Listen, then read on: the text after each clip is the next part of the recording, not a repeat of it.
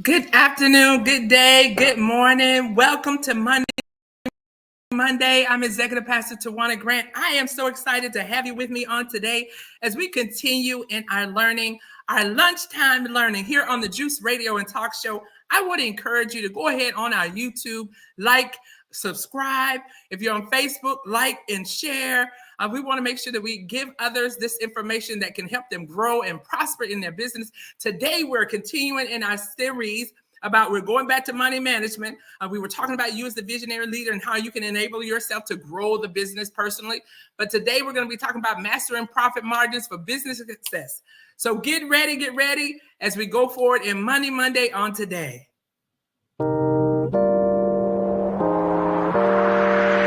Welcome to the Juice Radio Talk Show. Welcome to the Juice Radio Talk Show. Welcome to the Juice Radio Talk Show. Welcome to the Juice Radio Talk Show. Reality TV, church reviews. Let's talk happy love and marriage lifestyle. Come and talk with us. Come and share with us. Come and laugh with us. Come on and pray with us. Regina Clovis, special guest. You should be following your lead. Bless. Subscribe on YouTube. Listen on podcasts. We live on IG and Facebook. This episode is sponsored by Truth and Triumph Ministries. All right. Welcome again. It's Money Monday. I'm Pastor Grant. We're so excited to have you with us. We're going to be talking about today, mastering profit margins for business growth. We're so excited as we think about that. We want to grow our business in every lane. And one of the important ways is how we handle our money and mastering how to improve our profit margin. What is that, Pastor? We're talking about how do we understand defining what profit margin is. This is the revenue minus all of your cost. How much did it cost you to sell your good? Create the good, right? How much does it cost you between understanding your production and your service costs? And then your profit margin is your revenue minus all of those operating expenses, right? Your rent, your payroll, your insights for your day-to-day profitability. This is what we need, your utilities, all those things that you have to expense out in order to take care of your business. And then your net profit margin. This is the revenue minus all expenses. This really is your bottom line. Where do you make your interest, your revenue, your total bottom line from the cost of running your business? Where are you making your income? And so we want to talk about and help enable you in that today, that we're so excited to talk about that because it is so important. What is an example of that? Profit margins are often well known for companies like Apple, Walmart, small local businesses. This shows the variance of profit margin targets across the industry. So even in your own industry, we've talked about that before, knowing your business, knowing your competitors, knowing who you're competing against, knowing how you set your business and differentiate yourself from others. So it's so very important. That helps you to understand what might your target be. Because you don't want to go into a business thinking you're going to have a very high profit margin and not understanding that in certain cycles or certain seasons, there is a particular set profit margin that you might make, right? And you want to know whether this will be enough to make your business sustainable, whether you need to thread in to have other new lines of income and streams of income so that you can improve your profit margin, get more revenue coming in than expenses going out. And so we welcome all of you that are joining us on today. Welcome, Lady Virgo. Thank you for joining us. And we appreciate you being with us. And so even as we talk about our profit margin, we want to talk about how do I calculate that? How do I understand and how do I analyze profit margins? And so profit margins is pretty easy. Your gross profit margin is really your gross profit divided by your revenue times 100. And then your operating profit margin is your operating income divided by your revenue times 100. And then your net profit margin is net income divided by revenue times 100. And so the practical thought about how do you do this, walk through a hypothetical example. Let's talk about a hypothetical example of a small retail business calculating its profit margin. And so with that, you're going to think about, and I'll share my screen here because I think this is good information from my notes to be able to share with you on this particular effort. Let me just do that. because I think it's so important for you to actually see it so that you can then grow thereby. Have this information so that you can see it and grow thereby. This is going to be just a basic example of a profit margin. So I'm just going to present this real quick so that you can see this. And then, of course, you can implement your own net income information for your business. And so I'm going to share this screen right here, just so you can see this calculation. This is very, very similar to what you will do as a business owner. So again, calculating and analyzing your profit margins.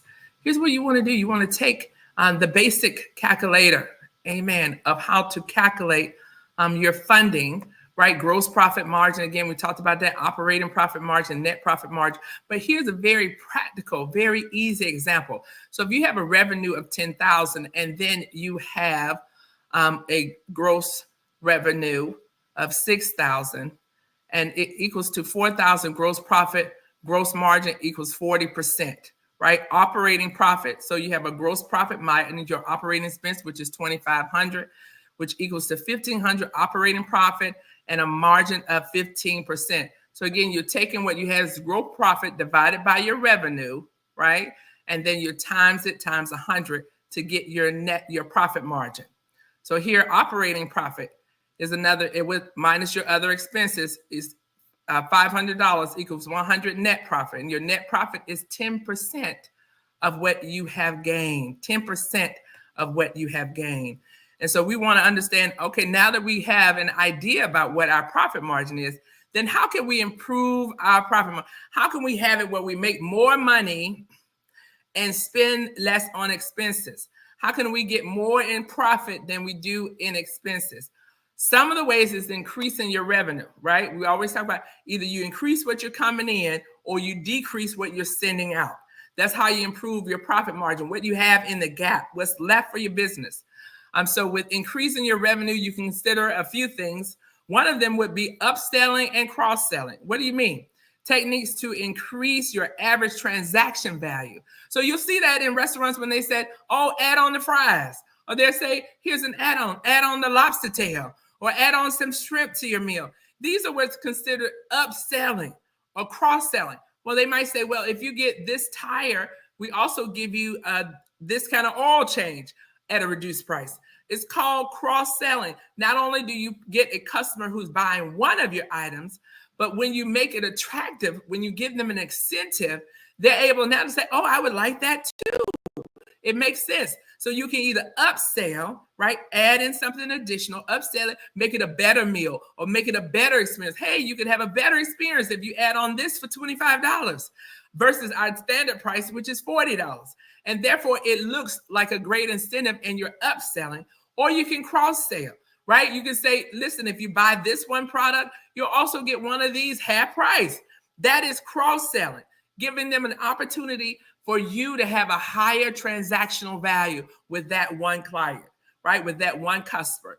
That also introduces the ability to have multiple products that your client will therefore have an opportunity to have an experience with. And then if they like it, it starts to be one of the products that they love as well. So not only did you just get them in for the one product, now they have two that you provide, two services that you provide, and now they are enjoying the benefits.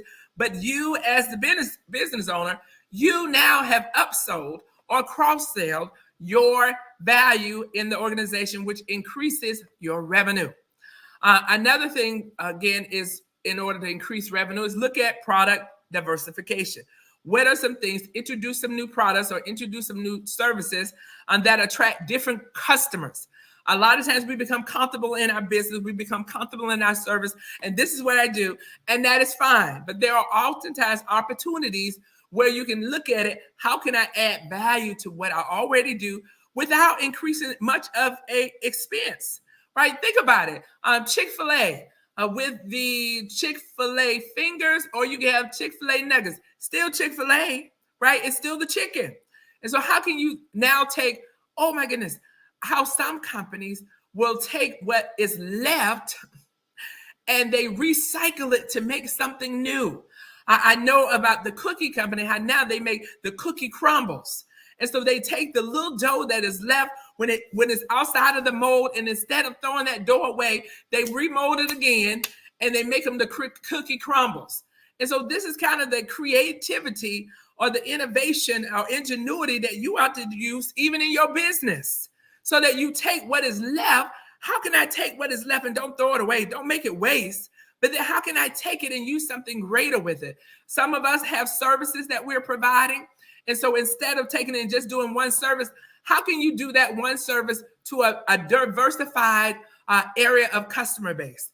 You're doing the same thing, but maybe you just tweak it just a little bit and you make it advantageous for others to use the same service. It hasn't cost you anything. You hadn't go out and build something totally new or different, but you have the opportunity now to reach a new client base. This is how you improve your profit margin, by getting in and increasing your revenue. Look at some of the products that you have left over. Yes, what is left over? How can you now take whatever's left over and use it for your good? How many times have we done that even at home? Leftover meals. We'll take the leftovers and we'll turn it into a whole new meal. And nobody had any idea that this was from yesterday. And so even in your business, you got to think in such a way that you can take what even left over, what is last, and make it last. You can take even the breadcrumbs. You can take even what is left of whatever material. Maybe you're a seamstress. Maybe you're a sewer. Maybe you produce this clothing. What can you then take? Listen, they had a whole thing. It was a whole, like a whole season where they took patchwork and made outfits and jackets. Patchwork from different types of materials that then became a whole, fad. And so again, look at ways to increase your revenue by upselling and cross-selling, by product diversification. And now we want to look at customer retention. Sometimes we lose revenue because we lose clients. And so how do you operate in such a way that your clients want to continue to come back and have repeat customers? One of those ways is looking at how do you make clients more sticky, more loyal. And you do that in many capacities by operating with a urgency or with a client-centric lens. You want to look at it. How often are you reaching out to your clients? How often are you touching base? How often are you letting them know what new products or services you might have available? How often are you sending appreciation? How many know that sometimes just appreciation and letting people know that I thank you for your business oftentimes will elicit a response, elicit a positive response, because they remember me. Don't you notice even some of the clients that you might have or that you are a client of, maybe you are a customer to someone, and they send out a notice on your birthday. They said, we just want to say happy birthday to you. Sometimes we need to do something for client retention that reminds people who we are and that we're still in business and that we're still here to service. And while we may be giving more attention to people who are actively purchasing or actively receiving our service or actively being involved with, don't forget those clients who have leveraged your service before, because now you need to create that residual, that return on creating that cycle of information and coming back to you so that you have a wealth of support for them. And then that will also increase your revenue. Sometimes we're leaving money on the table because we haven't tapped back into the sources that have leveraged us once. Go back and see, is there anything else that we can do for you? Anything else that we can service you within our current line of products and services? So again, these are ways that you want to always look at, evaluate, so that you can look at this and see, is there something else that I need to be doing that can enable me to grow? I'm glad to see you, CC. Thank you for joining us, Pastor Evans. God bless you today. We appreciate you all for being online. And those of you that may be joining us later, who might be watching us on YouTube or on Facebook, we appreciate you. And we hope that this information is enabling you to grow. So now that we talked about how do you increase your revenue, now we want to talk about a little bit. We talked about increasing revenue. Now we want to talk about how do you reduce your costs? Because again, you're trying to get a bigger gap, which is your profit margin. How do I get more in that gap? Which means revenue has to improve and expenses have to decrease. And so how do I reduce costs without sacrificing quality? That is so true. So this is a thought. Normally when we're looking at some of the efforts that we want to do, sometimes you have to look at, I still want quality, but how can I get a very similar quality without the high cost? How can I make sure that whatever my brand is, whatever service I'm doing, whatever product I'm giving, that I give it with quality and that I execute with excellence? But I have to look at ways so that I don't diminish quality, but I'm able to save on costs.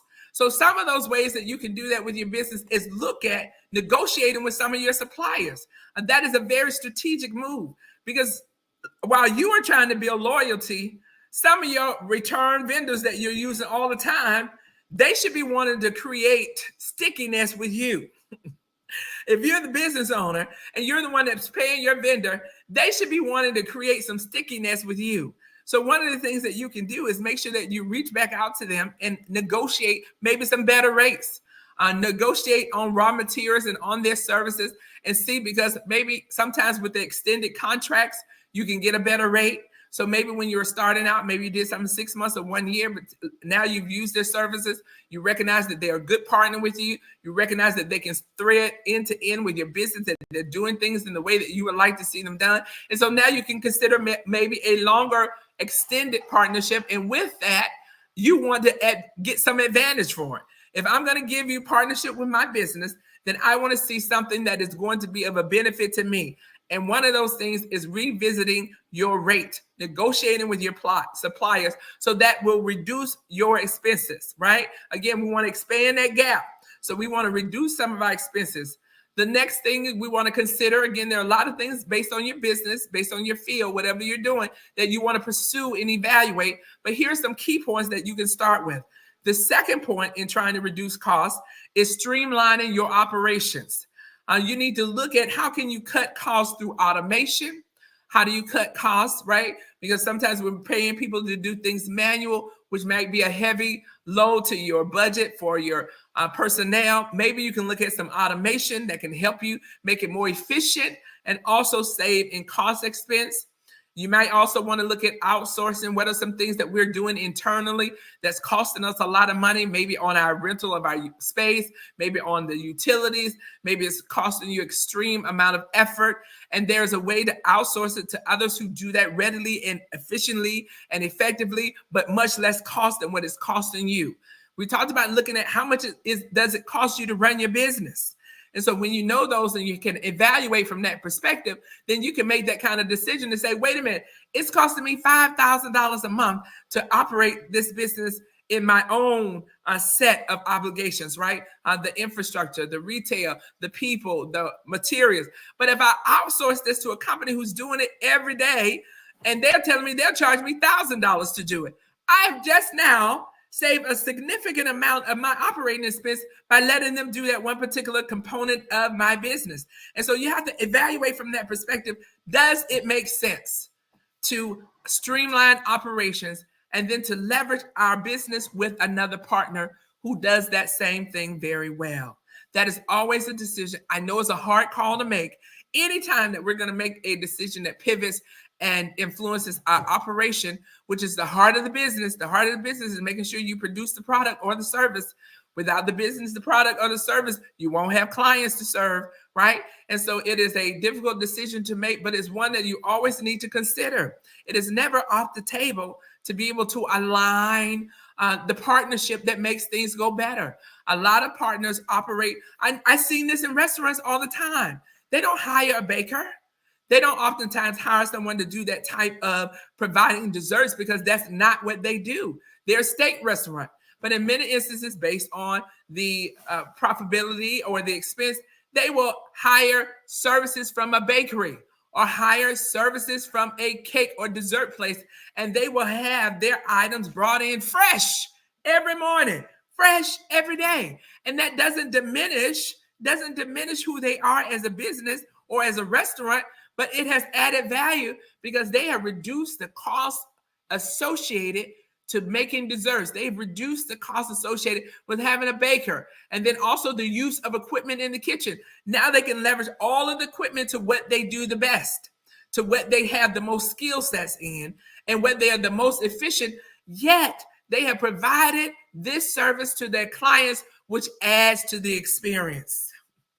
And so that's what we have to think about when we talk about streamlining our operations. Where is it that I'm doing things that is costing me a lot of tangible time, a lot of tangible money. But here I can oftentimes look at an opportunity to partner with another extended outsource who can do the exact same thing, but much less cost. That is certainly a consideration when we're looking at how do we reduce costs in our organization.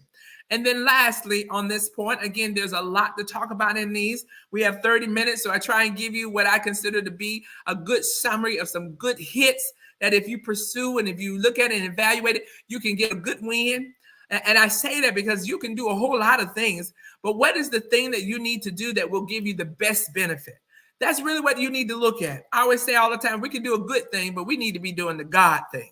What is the thing that's going to advance us in our purpose, in our calling, right? Because there's a lot of good to do everywhere. And so we really got to know what is it going to get us to where our expected end that's going to advance us and give us the most return on our investment. You want the most return on your investment. And so sometimes you have to evaluate it from that perspective. The next thing we want to talk about is reducing costs through inventory management. This is key. A lot of organizations in the 21st century has gone to JIT, just in time. They don't make a lot of material to just sit in a warehouse. They don't make a lot of material to just sit up and collect dust because they're oftentimes reinventing and reevaluating and coming up with the next version. So you don't want to have a lot of the last one. You want to make sure that you have just enough so that you don't have a lot of overstock. Avoid overstock at all costs. Avoid that so that you don't have a lot just sitting on the shelf. That's money you've already spent. And so you want to limit what you spend until you get more coming in. And so you want to reduce what you're holding on to. You want to make it just so that you have just in time delivery. And you don't want to make it so tight that when you have a demand, you don't have anything. But you want to keep it real close. One thing I love, and you know when something is real good, when they tell you, oh my goodness, you just missed it. We just sold out. I'm like, oh my goodness, I'm going to be there early tomorrow. I want to make sure I get one. When are y'all getting the new inventory in? You'd rather have that. Can I encourage you? You'd rather have people seeking you. You'd rather have people calling you. You'd rather have people looking for it because it has become such a great value to them that they're willing to wait. Then for them to walk in and you have a lot of stuff sitting on the shelf and they have a lot of choice and they decide they don't want any of it. So just in time can help you in reducing your expenses because you're not sending money that could be later thrown away or spending money that has not added value back to the business. And so you really want to manage inventory. You need to manage, especially if you're producing a product or producing a service. How many pens do I need so that when I go, I just have just enough? I don't want to waste any money. I want to get it. I want to order it 2 days ahead so I have it right on time or give myself a buffer 3 days ahead. These are the kind of things that you think about as the business owner, as the innovator, as the entrepreneur with your team so that they have that same mindset. So that they don't be anxious in things and overspend and overrun so that you have a lot of overstock. Avoid overstock at all costs because that is money already spent that now you're waiting to get back in as revenue. So the closer you can go to your demand, the closer you are to supply and demand, the more revenue you have in the bank. All right. So we want to think about that. You can think about it from companies like Amazon. Right? They maintain a competitive margin through optimizing logistics and economies of scale. Logistics, they get it to you. They'll give you the certain number of days. They'll tell you, no, that's going to take 3 days because I have to source it. No, that might take me 4 days because I have to source. I don't have a lot of stuff sitting around on the shelf. I don't have a lot of stuff sitting and wasting and collecting dust, but I got a lot I can provide to you. And so they have their logistics. They have their teams working together. They have everybody ready and staged to service you. And that's how we have to operate. We have to operate our business to the degree that we have everybody ready so that when we get an order, we can supply it. Right? And how many know that we appreciate it, that we don't mind the 2-day wait because I got exactly what I wanted and I got it in time. Okay. So one of the things that we want to avoid is we look at how do we manage our margin? How do we manage our margin? What's coming in? What's going out? How do we keep our business in that gap? So some of the pitfalls, the common pitfalls that we want to avoid is overcutting expenses, impacting quality and customer service. Listen, while we do look at, we want to limit our expenses, while we do look at, we want to reduce costs, we don't want to align it to our quality suffers or our customer service suffers, because you gain in one area, but you ultimately lose in the end. What we want to do is always take a calculated risk of measurement, right?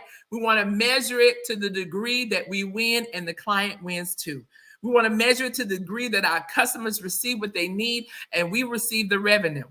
We want to also, don't ignore, this is another pitfall. So again, don't cut your expenses so much that your quality and your customer service suffers.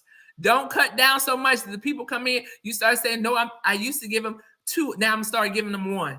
Okay, you don't want to cut down. Maybe you're giving 2, but the 2 is just a little bit smaller. So the number still stays the same and they still see the value of getting 2, but maybe you don't give it as large. Maybe where you used to give 5 ounces, maybe you give 3 each, or maybe you give 4 each. And so that you start to meticulate and methodically manage your costs. Methodically manage your costs. You don't want to do it so much till it's disruptive. You never want to disrupt your business. We have things that we're changing in different business, that even in our ministry, we want to do it always with calculation, with a method, with planning, with strategizing, so that you don't want to crush what you're trying to improve. So you want to make sure that you're doing it with measure. The next is, as a business owner, you never want to do anything without analyzing your pricing strategy. You don't want to ignore that. That's so important, because you don't want to overprice and you don't want to underprice. You want to make sure that you're doing a competitive pricing for your product and your services. If you are an individual and you're providing a service, then you want to do a competitive price. You want to look at your competitors. What are they charging for that same service? And you want to make sure that you are competitive for what you're giving. Because sometimes people may be charging 25 and you might be charging 30, but you're doing something better. You have a higher quality, you have a better leverage, right? And you have a different dynamics of maybe your customers that you're serving. So it makes sense when there is a difference, right? But you don't want it to be such a difference that you have outpriced yourself for the business. You don't want to outprice yourself for business. So really focus on with the cost so that you reassess your pricing regularly. You really want to do that so that you stay also in flow with the economy.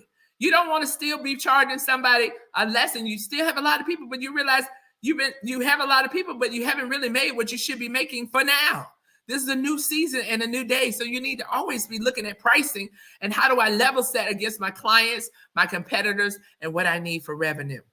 Okay, so we want to look at that. And some of the things that, again, the solution for that, to stay out of those pitfalls, is to make sure that we're reviewing our financial statements. Make sure we're looking for indicators. We're looking for trends. We're looking for cues that can help us sustain a margin that is profitable for our business. We want to make sure that that margin we're maintaining is profitable for our business. And so we want to encourage you today. We want to encourage you to analyze your own profit margin. I gave you a very simple example. You can take that and do even more. You can look online, Google. You can go on to different services, YouTube, watch some videos. So again, we're talking about you as the business owner. We need to enable ourselves to grow, and information is powerful. Information is powerful. The more information you have, the more information you know, the better decisions you will make. This is what we want to be able to do. We want to be able to make decisions based on data, not on our personal feelings. And so in a business, you have to be able to take that information and then apply it, right? So we want you to analyze your own profit margin and look for areas of improvement. Notice, there's always an area of improvement in everything. There's always a way to do it better. There's always another way of excellence. And so if I want to leave you with this one takeaway thought, profit is not something to add on at the end. Understanding and planning for profit is something we need to do at the beginning. We want to plan for a target. We want to plan for an expected end. We want to know where we're going. They even tell you that in an emergency when you walk in the buildings. They have a sign that says, this is how you get out in an emergency. But they always have that one pinpoint that says, you are here. It's very important to know where you are as well as where you're going. All right, so thank you for joining us today on Monday. This is Executive Pastor Tawana Grant. We have been talking about mastering profit margins for your business growth. We want you to grow in every area of your life. So thank you for joining us today. Again, go on to the Juice Radio and Talk Show. Make sure you subscribe on our YouTube. Make sure you go on our Facebook and like and share. We're glad to be with you on today. Look forward to talking with you again on next Monday. Have a blessed day. Peace and blessings.